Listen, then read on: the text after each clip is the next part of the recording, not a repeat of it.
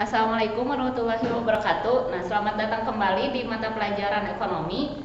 Nah, sekarang kita akan membahas materi yang sudah Ibu ulang di materi yang sebelumnya, yaitu kan kemarin kita sudah membahas tentang produsen, kemudian tentang distribusi. Sekarang kita akan membahas tentang konsumsi. Gitu. Jadi berurutan ya, kita sudah sampai di materi yang ke C, yaitu materi konsumsi.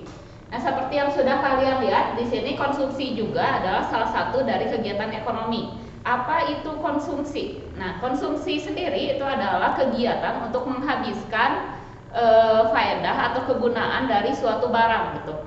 Jadi konsumsi ini bisa langsung habis kegunaan dari suatu barang tersebut atau produk tersebut, bisa juga habisnya itu secara perlahan atau berangsur-angsur. Tapi tujuannya itu memang untuk menghabiskan kegunaan dari barang tersebut. Nah, apa saja ciri-ciri dari benda yang dikonsumsi itu? Yang pertama adalah benda tersebut itu harus benda ekonomi. Nah, maksud dari benda ekonomi ini adalah benda yang harus membutuhkan pengorbanan gitu untuk mendapatkannya. Jadi nggak gratis untuk mendapatkan benda ekonomi ini. Jadi benda ekonomi itu misalkan benda yang harus ditukar dengan pengorbanan seperti uang gitu. Jadi kalau ibu mau nulis pakai spidol, maka spidol ini mau jual turun ayat di langit gitu, maka ibu harus membeli spidol ini dengan uang gitu. Nah, maka spidol ini disebutnya adalah benda ekonomi. Sedangkan benda yang tidak membutuhkan pengorbanan untuk mendapatkannya, biasanya seperti tanah, air, udara, avatar gitu ya, itu tidak membutuhkan pengorbanan. Maka benda-benda seperti itu disebutnya bukan benda ekonomi gitu. Jadi syarat yang pertama dari konsumsi ini adalah harus bendanya benda ekonomi. Yang kedua adalah memenuhi kebutuhan hidup. Jadi si benda ini fungsinya itu adalah untuk memenuhi kebutuhan hidup atau memuaskan kebutuhan dari si konsumennya itu sendiri. Itu fungsi dari benda konsumsi.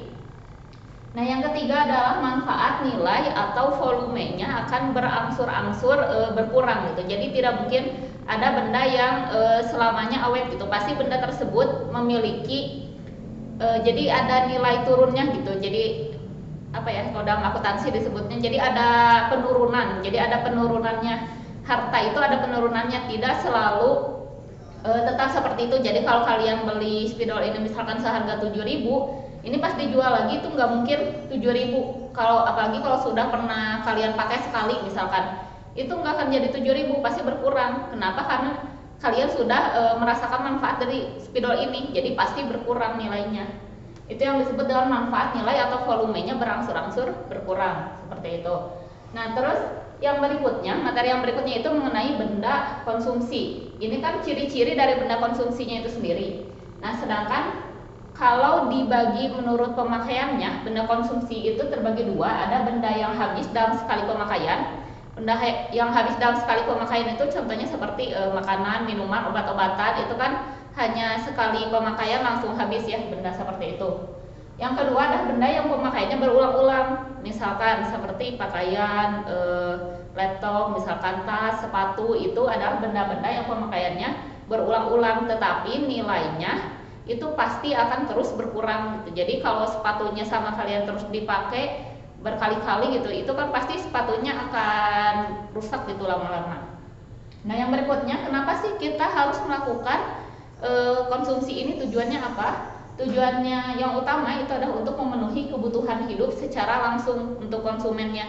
Jadi kalau misalkan ada seseorang yang menggunakan barang tapi tujuannya itu bukan memenuhi kebutuhan hidup, misalkan hanya karena ingin saja hobi misalkan, nah itu kategorinya bukan benda konsumsi. Jadi bukan konsumsi kegiatan seperti itu, karena kegiatan konsumsi itu biasanya karena memang untuk memenuhi kebutuhan hidup si penggunanya. Nah, yang berikutnya, faktor-faktor apa saja sih yang mempengaruhi konsumsi ini? Jadi ada dua, ada faktor ekonomi, ada faktor non ekonomi. Kita bahas yang pertama dulu mengenai faktor ekonomi. Nah, faktor ekonomi itu yang pertama ada tingkat pendapatan. Jadi semakin tinggi pendapatan seseorang, maka semakin banyak jenis dan jumlah barang yang dapat dikonsumsi oleh orang tersebut. Kebalikannya, semakin rendah berarti semakin terbatas atau sedikit jumlah barangnya. Jadi tingkat pendapatan ini sangat mempengaruhi konsumsi ya. Yang kedua itu ada tingkat harga barang dan jasa. Nah, sesuai yang pernah Ibu katakan sebelumnya di hukum permintaan dan penawaran, jika harga suatu barang itu murah, maka permintaannya itu akan tinggi terhadap barang tersebut. Kebalikannya, jika harga barang tersebut mahal, maka permintaannya akan rendah. Nah, itu yang disebut dengan tingkat harga barang dan jasa itu sangat mempengaruhi konsumsi. Jadi kalau lagi murah itu pasti banyak yang belinya. Tapi kalau lagi mahal ya jarang pasti yang belinya. Misalkan cabai lagi mahal ya pasti banyak orang yang tidak membeli cabai gitu. Nah, yang berikutnya ketersediaan barang dan jasa. Misalkan waktu kita punya buat belinya, uang kita punya. Nah, ternyata yang jual barang yang kita pengennya nggak ada, ya tetap aja kita tidak bisa mengkonsumsi barang tersebut. Misalkan seperti barang-barang yang limited edition ya, itu kan agak susah nyarinya. Ketersediaan barang dan jasa juga sangat berpengaruh. Yang berikutnya ada faktor non ekonomi. Nah, kalau ini berarti nggak ada kaitannya dengan uang ya atau pendapatan si penggunanya. Yang pertama itu adalah jumlah tanggungan keluarga. Nah, kenapa keluarga itu berpengaruh terhadap konsumsi? Karena semakin banyak seseorang menanggung keluarganya, jadi semakin banyak keluarga yang dia tanggung, maka semakin banyak konsumsi yang harus dia keluarkan gitu. Jadi semakin banyak yang harus dia beli. Kebalikannya kalau keluarganya sedikit ya konsumsinya sedikit. Kayak gitu. Nah, yang kedua adalah tingkat pendidikan. Nah, semakin rendah pendidikan seseorang atau semakin tinggi pendidikan seseorang, maka kebutuhan akan konsumsinya juga berbeda. Jadi kalau misalkan orang yang berpendidikan tinggi, maka kebutuhan konsumsinya juga akan lebih banyak. Misalkan dia memerlukan laptop, dia memerlukan buku-buku pelajaran, misalkan dia memerlukan alat tulis dan lain sebagainya. Tapi berbeda dengan orang yang tingkat pendidikannya rendah, misalkan yang laptop, buku dan lain-lain itu bukan skala prioritas yang utamanya gitu. Jadi berbeda ya tingkat pendidikannya juga. Yang berikutnya adalah tempat tinggal. Nah, seperti yang sudah Ibu katakan di video yang sebelumnya mengenai distribusi, tempat tinggal seseorang itu sangat berpengaruh terhadap konsumsi yang dia gunakan gitu. Misalkan orang yang tinggal di tempat yang dingin, pasti konsumsinya itu terhadap pakaian yang tebal gitu. Kebalikannya kalau konsumsi orang yang tinggal di tempat yang panas, ya pakaiannya juga pasti lebih tipis. Nah, yang berikutnya mengenai lingkungan sosial, budaya, agama, dan adat istiadat. Nah, kalau untuk yang ini, yang lingkungan sosial, budaya, dan agama, adat, dan istiadat, misalkan seperti yang sudah kita tahu bahwa orang Hindu itu tidak makan daging sapi misalkan. Nah, kenapa? Itu dipengaruhi oleh agamanya, sama seperti orang Islam yang tidak memakan daging babi misalkan. Nah, jadi agama seseorang, budaya seseorang gitu, itu sangat mempengaruhi konsumsinya juga terhadap benda tertentu gitu. Nah, yang berikutnya kita akan membahas mengenai teori perilaku konsumen. Jadi teori perilaku konsumen itu ada dua, ada pendekatan kardinal dan ada pendekatan ordinal. Kita akan membahas di video ini yang pendekatan kardinal dulu, sedangkan di video yang berikutnya kita akan bahas tentang pendekatan ordinal gitu. Soalnya nggak akan cukup ya papan tulisnya kalau kita bahas semua di sini. Nah, yang pertama itu mengenai pendekatan kardinal atau marginal utility. Nah, apa itu pendekatan kardinal? Jadi pendekatan kardinal atau lebih dikenal dengan marginal utility ini adalah kondisi di mana seseorang itu saat melakukan konsumsi itu dapat diukur. Nah, dapat diukurnya ini bisa dengan menggunakan satuan ukur uang, bisa juga dengan menggunakan buah, emas, dan lain-lain gitu. Jadi pokoknya konsumsinya itu, tingkat kepuasan konsumennya itu terhadap konsumsi dapat diukur dengan menggunakan satuan ukur yang tadi. Biasanya satuan ukurnya bisa menggunakan uang atau barang gitu. Nah, itu yang disebut dengan pendekatan kardinal. Nah, di sini Hermann Heinrich Gosen itu melakukan penelitian mengenai nilai guna total dan nilai guna marginal gitu. Tuh di sini ya. Jadi melakukan penelitian mengenai nilai guna total dan nilai guna marginal. Hasil penelitiannya itu dituangkan dalam teori hukum Gosen 1 dan hukum Gosen 2. Di sini Ibu akan membahas mengenai hukum Gosen 1 dulu ya. Nah, jadi hukum Gosen 1 itu apa? Hukum Gosen 1 di sini dikatakan nilai guna total meningkat seiring dengan peningkatan konsumsi. Jadi kata kuncinya itu adalah terjadinya peningkatan konsumsi. Namun tambahan nilai guna marginalnya akan semakin menurun.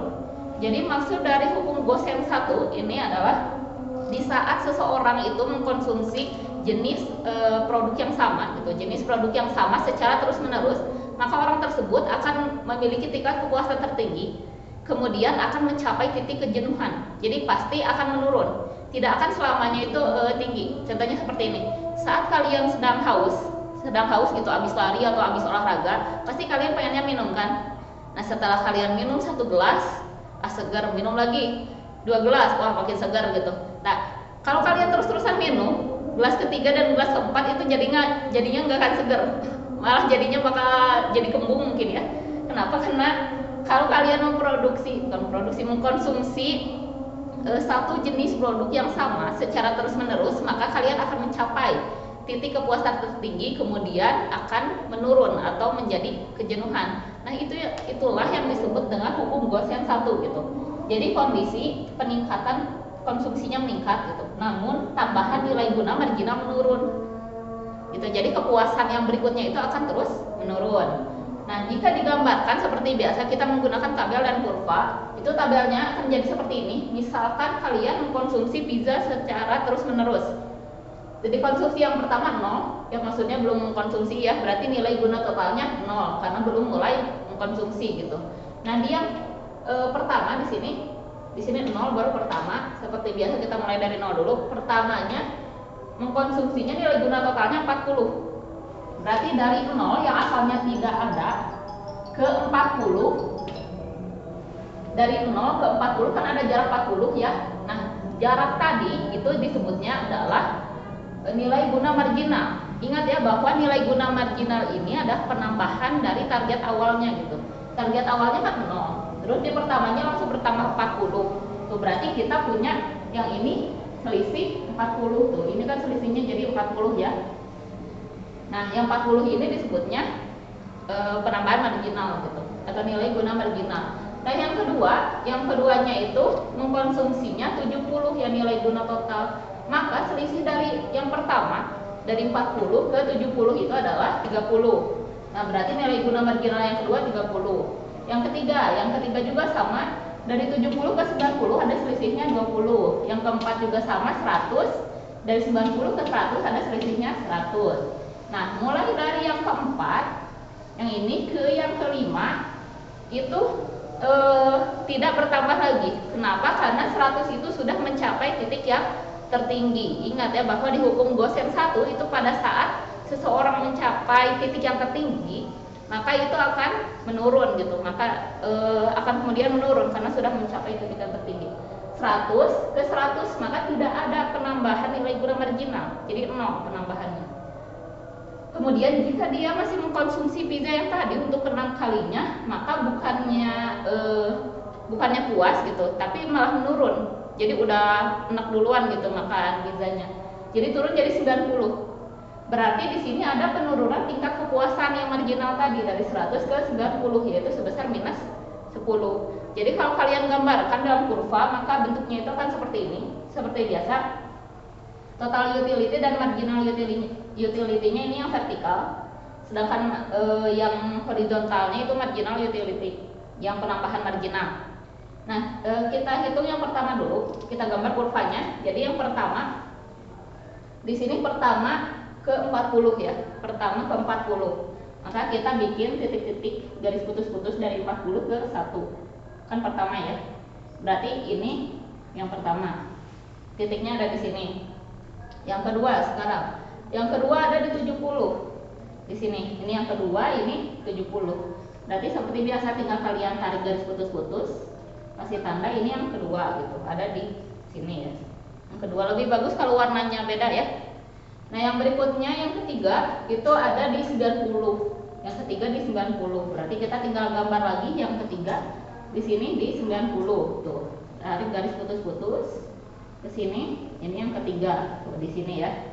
90 ketiga. Yang keempat ada di 90. Berarti kita masih ada di 90. Tarik garis dari 3 tadi ke sini. Nah, keempat ada di sini. Nah, yang berikutnya, yang kelima ada di 100. Nah, yang kelima ada di 100. Berarti kita tarik garis dari 100, sejajarkan dengan yang kelima, berarti ada di sini ya. Ini yang kelima. Yang keenam juga ada di yang kelima dan yang keempat ada di 100. Kita simpan di sini yang 100, bukan di sini. Salah simpan di sini. Nah, udah. Yang kelima dan yang keenam ini kan sama angkanya. Yang keempat dan yang kelima harus salah deh. Yang keempat dan yang kelima 100 dan 100. Berarti ada di sejajar 100 di 4, 100 di 5. Di sini ya, sejajar. Nah, terus yang keenamnya baru di 90. Yang keenamnya turun di 90 di sini. Nah, ini kan turun. Berarti kalau kita menarik garis dari yang pertama, dari sini ke yang kedua, ke yang ketiga, yang keempat dan yang kelima, titik tertingginya ada di yang keempat dan yang kelima di titik 100 yang ini. Kemudian turun lagi di yang keenam di sini. Ini yang disebut dengan total utility. Gitu. Jadi nilai guna totalnya akan semakin menurun sesuai hukum Gaussian 1. Nah, yang berikutnya yang kita gambar itu kan yang marginal utility. Sedangkan yang marginal utility-nya yang pertama itu ada di 40 atau penambahan marginalnya ya. Yang pertama ada di 40 di sini, berarti sama ini yang pertama. Terus yang keduanya ada di 30. Yang keduanya di 30. Nah, berarti ada di sini. Ini yang kedua. Tuh, jadi marginal utility-nya pasti langsung nurun bedanya. Kalau total utility naik terus turun, kalau marginal utility dari awal langsung turun. Kayak gitu. Terus kalian gambar sampai ketiga di sini, keempat, kelima, dan yang keenamnya itu pasti minus. Tuh, yang keenamnya di sini ada di minus 10 gitu. Jadi bahkan nyampe minus karena di sininya juga minus gitu, mengalami penurunan. Kayak gitu. Itu gambar untuk kurva yang tadi hukum Gaussian 1. Jadi bentuknya itu tidak akan jauh seperti ini ya. Jadi kalau ada pertanyaan yang menanyakan hukum Gaussian 1, kalian tinggal cari selisihnya, terus gambar kurvanya itu pasti harus belok gitu. Kenapa? Karena tadi rumus dari hukum Gaussian 1 itu harus menurun. Nah, segitu aja materi untuk pertemuan kali ini. Nanti kita akan bertemu lagi di video pertemuan yang berikutnya yang membahas tentang pendekatan original. Terima kasih yang sudah menonton video ini. Wassalamualaikum warahmatullahi wabarakatuh.